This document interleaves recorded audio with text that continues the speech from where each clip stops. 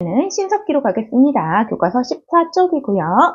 자, 구석기하고 신석기 사이에 빙하기가 끝나고 이제 간빙기라고 말하는 따뜻해진 시기가 옵니다. 그래서 큰 동물들이 별로 없어지고요. 이제는 작은 동물들이 많아졌대요.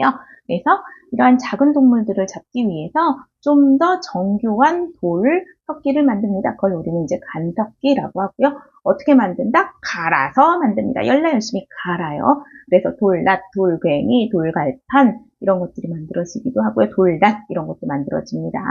자, 그리고 신석기 시대의 가장 큰 변화는 뭐냐면 농경과 목축이 시작이 돼요. 농사를 짓기 시작을 합니다.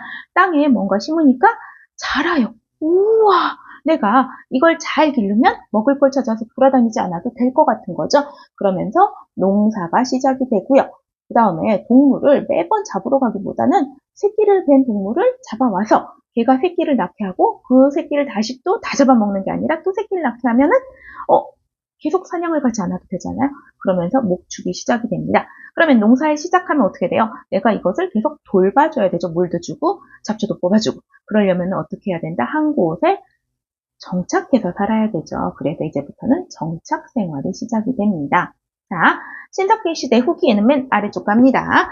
원시적인 농경과 목축이 시작이 되고요. 그 다음에 당연히 농사를 지으니까 돌로 만든 괭이, 보습 등의 농기구 등이 만들어집니다. 그리고 이때는 아직 벼농사는 못했고요. 주로 발견되는 곡물이 뭐냐면 조나, 피나, 기장 이런 게 있고요. 그 다음에 가축으로 돼지, 염소 등 이런 걸 길렀다고도 하죠. 그리고 이제는 머물러서 살아야 되니까 이전엔처럼 동굴에서 산다거나 움막 짓고 사는 거 싫어요. 집 같은 집을 짓고 싶어요. 그래서 강가나 바닷가에 옴집을 짓고 삽니다.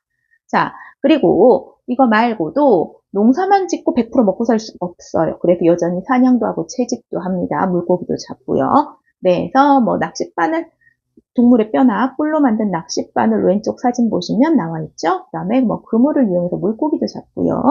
그 다음에 채집도 여전히 합니다. 자, 그리고 음식을 또 보관을 하고, 그 다음에 곡물을 보관을 해야지 내년에 또 농사 지을 씨앗으로 쓰겠죠. 그래서 그런 걸 보관하고 조리하기 위해서 토기도 만들어서 사용합니다. 참고로 여기에서 유명한 토기는 여기 우리는 오른쪽 아래에 있는 이 빅살무늬 토기가 한반도에서 굉장히 많이 발견이 되고 있죠. 그래서 신석기 시대 토기 하면은 이거 빗살무늬가 보이지 않더라도 V라인 요거가 빗살무늬 토기의 대표적인 모양이다 라고 생각하시면 되겠고요. 이때는 아직 농사가 삶에서 완전 중요한 비중을 차지하진 않아요. 시작이 됐기 때문에. 그래서 여전히 물고기도 잡아야 되고요. 이렇기 때문에 주로 강가나 바닷가에서 주로 생활을 합니다. 그리고 강가나 바닷가이기 때문에 땅이 푹푹 패이잖아요. 거기에 고정시키기 쉽게 저런 V라인의 빗살무늬 토기를 많이 만들었다고 합니다. 그리고 이때 생활도구로 뭘 쓰냐면 가락바퀴나 뼈로 만든 바늘 이런 걸 사용하고요. 가락바퀴인 요걸 가락바퀴라고 하고요. 어떻게 쓰는지는 선생님이 수업 시간에 보여드리겠습니다. 자, 그리고 이때 당시 사람들은 이제 드디어 정착생활 하기 시작했잖아요. 그래서 정착생활 기억하셔야 되고요. 자, 혼자 농사를 지을 수가 없어요. 여러 사람이 공동 작업합니다. 농사가 힘드니까요. 식량을 생산하고. 그 다음에 여전히 농사 짓는 걸로 배불리 먹고 살 수 없습니다.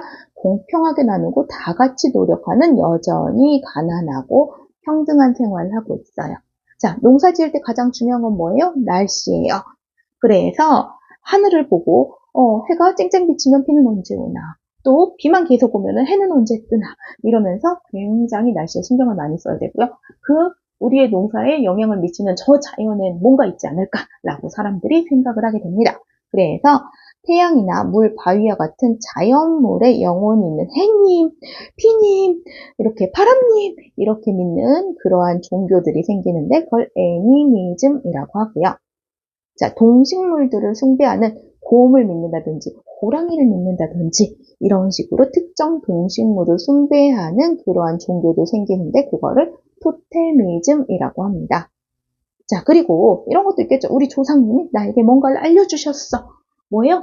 돌아가신 분하고 소통할 수 있는 거잖아요. 그런 거 뭐라고 그래요? 무당이라고 하죠. 영어로 샤머니즘. 나오게 됩니다. 조상을 숭배하는 의식을 치르기도 한다. 이게 신석기시대의 특징이다. 이렇게 이해하시면 되겠습니다.